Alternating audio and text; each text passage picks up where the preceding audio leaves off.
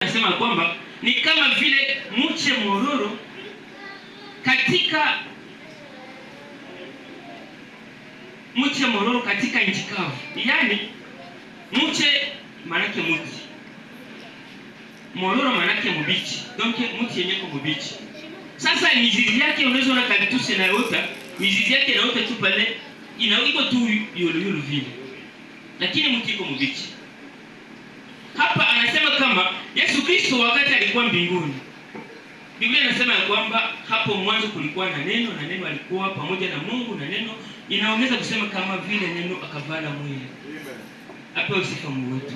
Sasa yeye kama vile Mungu akaingia, sababu yeye ni mti mbichi, na ilifanya sasa tafute mahali ambapo anaweza ingia kusudi atusaidie, atuokoe. Mizizi yake ingie kwenye kuko udongo.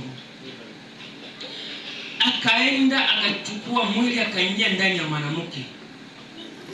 Nikwambie Agano la Kale kuanzia kitabu ya Mwanzo mpaka Malaki, yote ile ni unabii, yani profesi.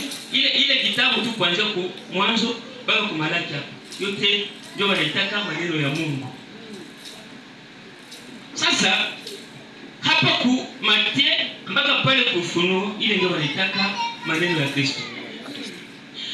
Ndio maana kila kitu ambacho walisema Mwanzo, Ufunuo, kule kote Agano la Kale, ile yote walisema kule ni unabii, ni profesi, ni ahadi. Pale Mungu anatuahidia, anasema kwamba Yesu Kristo nani alikubali habari ambazo tulizozileta kwa ajili ya Kristo? Nani mkono wa Bwana ilifunuliwa kwa ajili yake? Ilikuwa mole. Lakini tukiangalia maandiko matakatifu, Adamu ndio mwenye aliumbiwa kwa kwanza. Adamu ndio aliumbiwa kwa kwanza. Mungu akamulalisha, akatosha mbavu moja, akaumba mwanamke. Si vile ndio Biblia inasema? Sasa naomba mwanamke akapata laana wa kwanza. Mwanamke akaanguka wa kwanza. Unanifuata? Mwanaume ndio mwenye alitoka kama mwanamke. Kisha lakini mwanamke ndio anaanguka wa kwanza, ndio analeta laana wa kwanza. Lakini Nouveau Testament, tukiingia Nouveau Testament sasa, Agano Jipya, mwanamke ndio anaenda toka kama mwanamke. Sio kama Agano la Kale mwanaume anatoka kama mwanamke, lakini Agano Jipya mwanamke anatoka kama mwanaume. Na mwanaume mwenye atatoka mwanaume mwenye atatoka mwanamke yuko na nguvu kushinda mwenye alitoka mwanamke. Sababu huyo ndio mwenye alitukomboa. Ndio mwenye anafanya tukue hivi leo tu. Apewe sifa Mungu wetu. Ina maana kwamba mwanaume mpaka mwenye aliumbwa kwa kwanza alikuwa mdhaifu, na kilitoka mwili ikakuwa kidhaifu. Apewe sifa Mungu wetu. Mwanaume Adamu alikuwa mdhaifu. Hangekuwa mdhaifu, Eva hangeanguka. Apewe sifa Mungu wetu. Eva hangeanguka. Mwanamke alianguka ni kwa udhaifu wetu sisi wa Adamu wa ile wakati. Ule Adamu ndio alikuwa mdhaifu, na ndio maana ilikuwa bila. Lakini Yesu Kristo kama vile mti mbichi anaingia ndani ya mwanamke, ambao alikuwa deja na laana. Usije ndetoshe ile laana yenyewe kwa mwanamke, aitoshe mtoke kitu cha mzuri kenye kitafalia ulimwengu mzuri leo. Apewe sifa Mungu wetu. Ukinipatia amen nitaendelea. Ukinipatia leo sitamaliza 45 minutes. Ufurahi. Nisha kwambia neno mzuri, kukwambia kama kitu ambacho kilitoka mwanamke ndio kitu mzuri kushinda kilitoka mwanaume. Mwanaume mlitoka kwa mbaki dhaifu. Akaitika tu matunda kule. Na wale akaenda akachuma tu akaenda akaleta akashana. Sasa kisa mama anakuwa na nini wanashana, wanaelekea bapapa. Na sana analeta papa na anakamata anakula. Haukuuliza nini ile wanashana? Apewe sifa Mungu wetu. Adamu alikuwa mdhaifu, akatushia kitu kidhaifu, lakini Yesu Kristo akaingia ndani ya Maria, na Maria akamaliza mwaka 9 mwezi akazaliwa. Na ndio maana tunasherehekea siku ya leo, sababu tulimpataka. Hatungempataka nitosha ngombe watu wengi. Sama tulitoa, uliona unatoa zile kadri vile ulitoa. Hauna kitu kufuatana kisi Mungu aliona uko na. Eske ungepataka njiwa wapi? Yeye utakuwa unatoa kile siku unafanya dhambi. Ungetosha ng'ombe wapi? Njiwa ndio kidogo. Mimi sisemi tena mang'ombe, mambuzi, makondoo. Ungetosha njiwa wapi? Na ile njiwa wala ng'ombe, damu ya ile haingeondoka hata dhambi. Walikuwa wanafanya vile tu ni symbol. Wanaleta mbuzi wanakuambia ikamate hapo, bana iombea wanaikata ile damu inamwagia wanakuambia dhambi zako zimesamehewa. Damu ya nyama haiwezi kuokoa mtu. Kinachookoa mwanadamu, kinachookoa na kiliniokoa ni damu ya Bwana Yesu Kristo. Ndio maana mshangilie mara tena sababu yeye ndiye ambaye amefanya uishi, yeye ndiye amefanya kuwa leo na ndiye amefanya tena kukusanyika kwa siku ya leo. Damu ya mbuzi haingefanya kitu, ilikuwa tu symbol. Na tungetosha ile yote wapi? Niko nakwambia ingali inawezekana. Hata kama pana vitu ambavyo vilishagana maisha yako, hata kama ulichuruza jana ukupata kitu, hata kama jana ulilangula biashara ikalimba, hata kama jana ulianza utume utakushinda, hata kama mwimbaji uliimba jana jana, usikate tamaa. Ingali inawezekana uimbe na kupigia mikono. Amen. Ingali inawezekana kupigia mikono.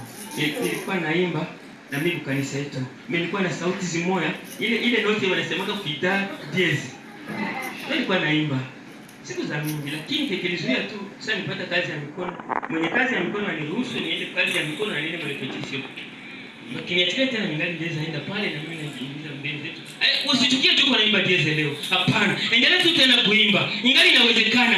Enda tena maarimu repetition. Enda tena vendredi. Jikusanyishe pamoja na wenzako dimanche. Endelea tu tena pamoja na kurudia maana Mungu atakusaidia.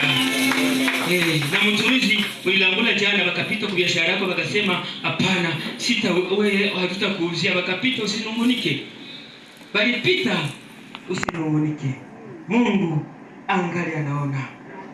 Atasafisha biashara yako na atapita afufuke katika biashara yako, afufuke katika uzazi yako, afufuke katika nyumba yako, asikuachilia lakini akuwa pamoja na wewe daima. Afufuke maisha yako. Afufuke muundani ya kanisa la Joa. Wakristo wote walishakaenda walipata muujiza hapa na kaenda. Si aingia hapa na si ongea na pastor. Na inaweza uwezekana kwa waliingia tu hapa. Na wakaona muujiza wakaombea na wakaona muujiza. Kenya tu ndio mshauri mama pastor, usinungunike, usiwaombea nani adhabu. Wala usinungunike kwa sababu Mungu yeye pekee iko naangalia anaweza warudisha.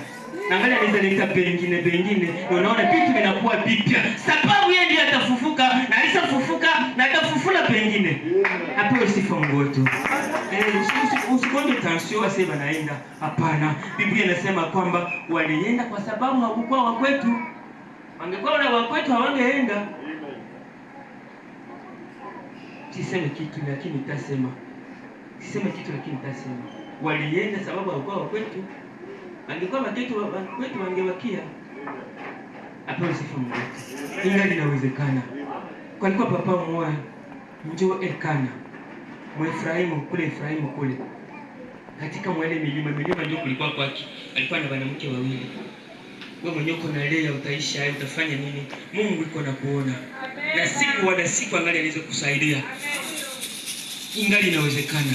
Huyu baba alikuwa na wanawake wawili, kulikuwa Ana na Penina. Ana hakukuwa na zana. Hakukuwa tasa sababu tasa hawezi zana. Hakukuwa tasa lakini wakati ilikuwa yafika. Lakini Biblia inasema hakuzala sababu Mungu alikuwa angalia anamfunga tumbo. Mungu anaweza kufunga kichwa chake lakini atakayefungula baadaye. Huyu Penina naye alikuwa mchokozi. Mchokozi asikukatishe tamaa. Acha bakuchokoza kusudi upate kuendelea. Ila kuchokozi wako na kuchokoza ni ya kuambia endelee na safari na usimwache Mungu wako. Na unapokata tamaa Mungu atasema aona huyu kumbe sikuwa na kitu hapa. Ana banenda kule banatoa sadaka. Sasa banatoa sadaka. Huyu mama Penny anachokoza mwenzake. Kazi yako ni kuyalisha tu wewe. Hauna hata mtoto mmoja. Wewe ni nini? Akasikia machozi. Esi ulishanungunika juu ya hitaji yako wewe? Ushasikia unasononeka juu ya hitaji yenye uko nayo maisha yako? Huyu mama bakampa franka atoe akaziona si kitu. Bwana akamwambia nini? Bwana wangu wanashimanganaka. Huko mwanamke mwenyewe hapa, huko mshamuka mwe na mwanamke. Baba wanashimanganaka. Ba mama tunabashimangaka. Huyo papa alishimangaka bibi yake. Alimwambia nini? Sasa mbona ukule chakula? Uko na Biblia nini? Anasikia kama mwenzake yuko anamwambia, sasa wewe hauna mzazi, watoto yangu hawa basi baofu ni wewe una hata mtoto hata mmoja. Anaanza lini? Kisha bwanake anamwambia, uko na Biblia nini? Uko na mshimanga. Sio nini ukule chakula? Mimi si bora kuliko watoto 10. Eske mwanaume yuko bora kuliko watoto 10? Kila mzazi mweko maisha ya mtoto. Sika mwanaume yuko bora kuliko watoto 10? Ni hapana. Kama ni bora kuliko watoto 10, mkamate mtie kwa mgongo mfunge na kovre mbele kwa vaccine. Apewe sifa Mungu wetu. Mkamate mfunge na kovre mbele kwa vaccine.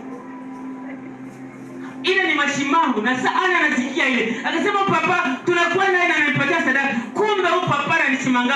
Kumbe anipendake. Akasema ngoja nikuache sasa. Akamwacha kwenye alikuwa kaenda mkanisa. Akimbiliaka kwa nyumba akakimbilia mkanisa. Wewe unakimbiliaka wapi?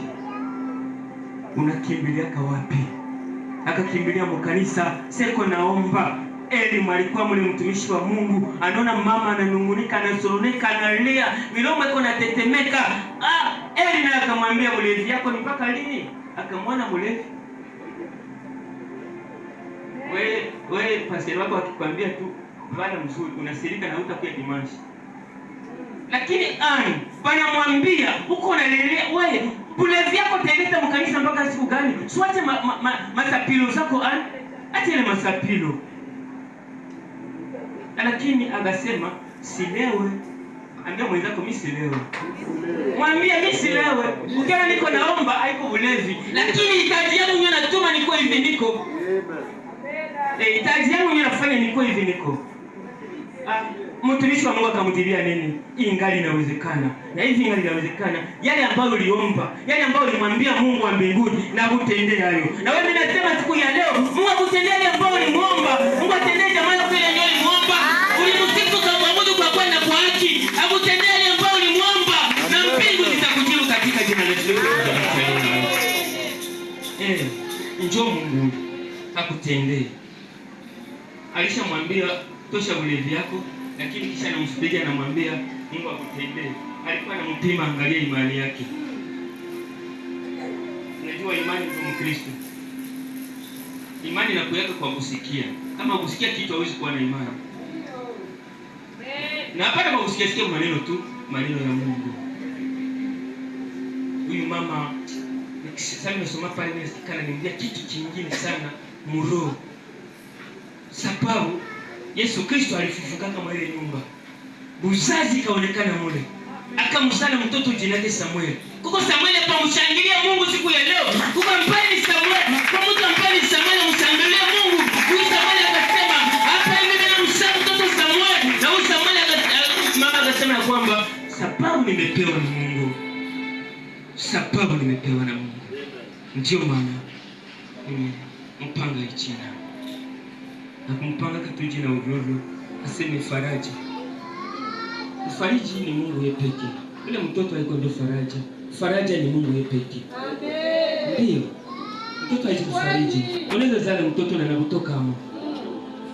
Unaweza kuwa na baba yako na anakutoka hapo. Unaweza kuwa na watoto wanakutoka hapo. Lakini mfariji wa kwanza ni Mungu yeye pekee. Ndio maana niko nakwambia ingali inawezekana hata kama unaona vinashindikana leo, hapana usalie. Kristo wetu amefufuka. Kristo wetu amefufuka. Amesema ya kwamba mimi niko hapa tayari. Na wakati anafufuka nikwambia kwamba katika kitabu ya Yohana pale 12:11 huyu Mariamu yuko anaenda pale kwa kaburi. Anaenda kwa makaburi kwa naangalia makaburi.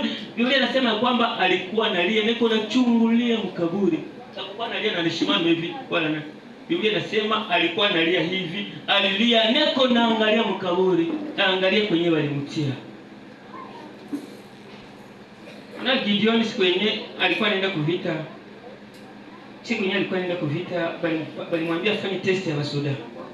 Test ya wasoda wakamwambia mwenye atakunywa tu mai na anaetia kichwa lote mumai unamrudisha.